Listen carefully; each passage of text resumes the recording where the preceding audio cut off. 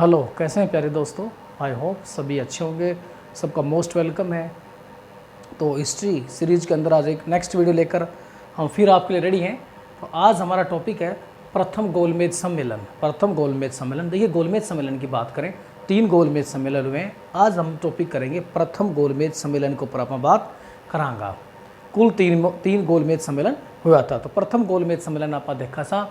ये जो प्रथम गोलमेज सम्मेलन आयो तो 12 नवंबर 1930 में स्टार्ट हुए। तो एको स्थान थो सेंट जेम्स पैलेस एक स्थान थो, एक प्लेस थो जहाँ पर यो आयो थो। और ये लंदन के अंदर है। कहाँ पर? ये लंदन के अंदर है। और ये चलो तो 19 जनवरी 1931 तक यो सम्मेलन अर्थात प्रथम गोलमेज सम्मेलन चाल्यो थो। अब कारण थो एक तो सभी ने अवज्ञा आंदोलन और साइमन कमीशन की रिपोर्ट पर चर्चा करना। देखिए गांधी जी ने भारतीय 1919 के बाद मुख्य रूप से 1915 के बाद मुख्य रूप से गांधी युग से भारतीय राजनीति में, और भारतीय राजनीति में लगभग इसी टाइम पर गांधी जी ने एक बहुत बड़ा आंदोलन चलाया। तो सभी ने अवज्ञा आंदोलन जो कि शांति और अहिंसा के आधार पर गांधी जी ने चलाया तो जिस समय हो रहा था उस समय भारत में सभी ने अवज्ञा आंदोलन चल रहे थे। तो कांग्रेस ने भी कहा कि कांग्रेस भी प्रथम गोलमेज सम्मेलन में भाग ले, पर चूंकि गांधी जी ने सभी ने अवज्ञा आंदोलन चला रखा तो गांधी जी आंदोलन बीच में छोड़ के नहीं जा सकते, क्योंकि अगर गांधी जी आंदोलन छोड़ के जाते तो जनता को विश्वास खत्म है। क्योंकि आपने बेरो को 1920 में गांधी जी ने असहयोग आंदोलन चलाए तो, और असहयोग आंदोलन अपनी चरम सीमा पर जब उन्हें समाप्त कर दिया तो यो कारण तो गांधी जी आंदोलन बीच में नहीं छोड़ सके थे, और गांधी जी फिर उसमें इन रोक के बीच में प्रथम गोलमेज सम्मेलन में भाग भी नहीं ले सके थे। दूसरा कारण तो साइमन कमीशन की रिपोर्ट पर चर्चा करना। आपने बेरो गो कि 1927 में साइमन कमीशन बनाए गए थे, जो 1928 में भारत आए थे। और में मुख्य रूप से सारा जो 7 मेंबर था, 7 का 7 जो था श्वेत था, अर्थात सातों अंग्रेज था, और भी भारत में आया था संवैधानिक सुधार का उद्देश्य लेकर। पर चूंकि जब सारा अंग्रेज था, भारत की कोई भी भारत को नहीं था में, तो भारत की सही मायनों में सही चीज़ें नहीं समझ पाया, सही रिपोर्ट नहीं बना पाया। उन चीज़ को लेकर भी भारत में जगह जगह विरोध किया गया। और साइमन गो बैक को भी जगह जगह विरोध किया गया। और साइमन कमीशन 2 साल बाद अपनी रिपोर्ट सौंपी। और ठीक है जी, तो उस रिपोर्ट के ऊपर भी काफ़ी मात्रा में डिस्कस करना था, ये भी एक मुद्दा था। और सभी ने आज्ञा आंदोलन जो चल रहा था उन्हें भी अंग्रेजों का पाव उखाड़ दिया था, ये भी एक मुद्दा था। इन दोनों के ऊपर चर्चा करने के लिए ही मुख्य रूप से प्रथम गोलमेज सम्मेलन बुलाए गए। तो अध्यक्ष जो करी थी रेमजे मैकडोनाल्ड ने की अध्यक्षता करी थी। अब रेमजे मैकडोनाल्ड साहब उस समय ब्रिटेन को प्रधानमंत्री हो गए तो उस समय ब्रिटेन को प्रधानमंत्री, और एक उद्घाटन करो तो जॉर्ज पंचम। ये जॉर्ज पंचम उस समय महाराजा तो ब्रिटेन को जैने किए करो को उद्घाटन करो। अब भाग लेने वाला सदस्य की बात करा तो 89 सदस्य ने प्रथम गोलमेज सम्मेलन में भाग लियो थो। भाई कांग्रेस ने एक सम्मेलन में भाग नहीं लियो। कांग्रेस के साथ ही अन्य जो व्यावसायिक संगठन थे उन्होंने भी इसका विरोध किया था और उन्होंने भी इसमें भाग नहीं लिया। तो ये मुख्य बात है।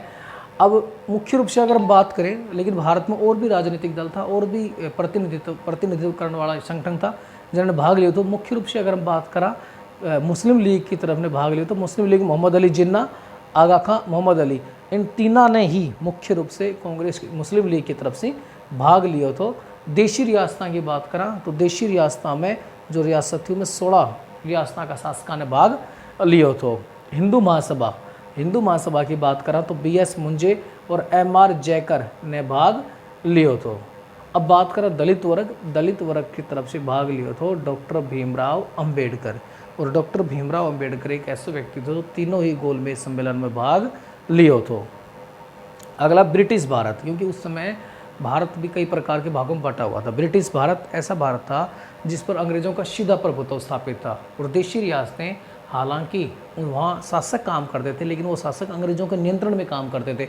और ब्रिटिश भारत में अंग्रेजों को सीधा प्रभाव रहा करता।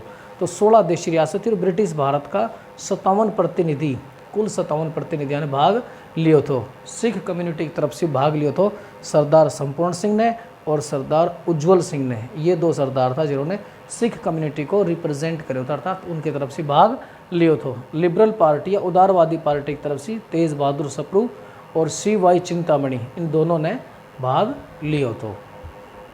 मुख्य रूप से आपने बेरोगो क्योंकि उस समय सबसे बड़ी जो पॉलिटिकल पार्टी थी वह कांग्रेस थी, सबसे बड़ी पॉलिटिकल पार्टी कांग्रेस थी। ये भी दल था, लेकिन ये मुख्य रूप से थोड़ा थोड़ा लोगों को प्रतिनिधित्व करी थी। जब कांग्रेस वहाँ नहीं जाएगी, जो कि भारत का सबसे बड़ा राजनीतिक दल था, वो ही वहाँ नहीं जाएगा, तो मुख्य रूप से प्रथम गोलमेज सम्मेलन तो असफल होना ही होना से। लेकिन फिर भी हमें एक फैक्ट की दृष्टि से कुछ उन्हें देख लें। ऐसा शुरुआत कब हुई? 12 नवंबर 1930 में, ठीक है जी। स्थान सेंट जेम्स पैलेस के अंदर ये स्थान था लंदन में, और समापन हुआ 19 जनवरी 1931 में। कारण की बात करें, मैंने बता दी सवेरे नवज्ञ आंदोलन और साइमन कमीशन रिपोर्ट। अध्यक्ष था रैमजे मैकडोनाल्ड, उद्घाटन जॉर्ज पंचम। भाग लेने वाले सदस्य अक्सर पूछे जाते हैं, याद रखेंगे 89 है। इसमें कुछ बुक में 90 भी दे रखे हैं, लेकिन जो है प्रमाणिक बुक में 89 है। और इसमें सबसे जो अहम बात जो आपने याद रखनी पड़ेगी, ए कॉन्फ्रेंस में, ए सम्मेलन के अंदर पहली बार भारतीय ने बराबर को दर्जा दिया गया। तो अंग्रेज यहाँ का बराबर एक राउंड टेबल यानी गोल टेबल के ऊपर, राउंड टेबल का, और भारतीयों के साथ साथ अंग्रेज भी बैठे थे। यानी भारतीय ने पहली बार अंग्रेजों के द्वारा बराबरी को दर्जो एम में इसके अंदर दिया गया। तो ये हो गया। फिर ये आंदोलन, ये जो था प्रथम गोलमेज सम्मेलन असफल है। अब मुख्य रूप से असफल होने का कारण भी था। पहला तो कारण ये होता भाई सांप्रदायिक निर्वाचन प्रणाली। अब जो सांप्रदायिक निर्वाचन प्रणाली ले आ रहा था, वो सांप्रदायिक निर्वाचन प्रणाली की ने लेकर आया, उसमें जितना भी भारत का संगठन ने भाग लिया, तो उनमें आपस में कोई सहमति मुद्दा पे नहीं बन पाई सांप्रदायिक निर्वाचन का कारण। दूसरा सबसे बड़ा कारण तो कांग्रेस का भाग न लेना, क्योंकि मुख्य रूप से जो बहुसंख्यक वर्ग था उसको प्रतिनिधित्व तो कांग्रेस कर रही थी, और कांग्रेस है आंदोलन में भाग कांग्रेस इस सम्मेलन में भाग ले नहीं रही थी। तो ये भी एक बहुत बड़ा कारण था। अगलो जो कारण था कि प्रथम गोलमेज सम्मेलन एक प्रकार से असफल साबित हुए। उसके बाद भारत को जो वायसराय तो लॉर्ड इरविन के ऊपर ये दबाव था कि द्वितीय गोलमेज सम्मेलन के अंदर गांधी जी की भागीदारी जरूरी है, क्योंकि उस समय गांधी जी भारत को एक प्रकार से सबसे बड़ा नेता था। कांग्रेस सबसे बड़ी पार्टी और गांधी जी सबसे बड़ा नेता बना हुआ था उस समय।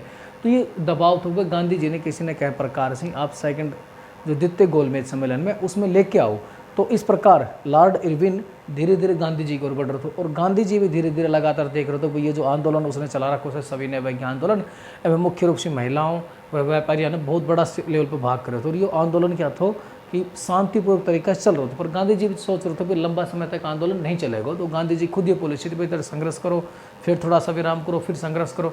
तो गांधी जी भी आंदोलन ने थोड़ा सा स्थगित, मतलब आंदोलन समाप्त करने का मूड में था, क्योंकि एक तो व्यापारी और महिलाओं को दबाव आ रहा था। महिला भी लंबा समय तक भाई हम मैंने घर से बाहर, भारतीय समाज में रूढ़िवादी समाज तक बाहर लंबा समय तक महिला गांधी जी को साथ नहीं दे सकें। दूसरा जो व्यापारी वर्ग था वो भी लंबा समय तक अपना व्यापार कार्य बाधित हो रहा था, वो भी लंबा समय तक गांधी जी को साथ नहीं दे पा रहा। तो अंदर खान ने गांधी जी के ऊपर भी प्रेशर बनाया, तो भाई गांधी जी अब आंदोलन है आप समाप्त कर दो। उधर वायसराय इरविन के ऊपर भी दबाव था, वो सेकंड जो गोलमेज सम्मेलन में उन्हें गांधी जी ने लेकर आओ। तो गांधी जी इरविन दोनों ही एक दूसरा की तरफ बढ़ रहा था। और इस आंदोलन की समाप्ति के बाद इस प्रथम गोलमेज सम्मेलन की समाप्ति के बाद गांधी व इरविन के बीच में समझौता होता है, गांधी इरविन समझौता, जो कि मेरा पिछला वीडियो मैंने बना रखा है, वो आप यूट्यूब चैनल पे जाकर देख सको। सो गांधी इरविन समझौता, वो फिर इसके बाद गांधी इरविन समझौता किया गया था। तो इस प्रकार सारी के सारी ये पृष्ठभूमि थी प्रथम गोलमेज सम्मेलन को लेकर। आई होप आपने ये अच्छे लगे होगा। अच्छे लगे तो आप सब्सक्राइब जरूर कर लो, उसमें आपको कोई पैसा खर्च नहीं, लाइक शेयर भी कर लो। और उसके बाद हम कल लेकर आएंगे द्वितीय गोलमेज सम्मेलन। वंदे मातरम।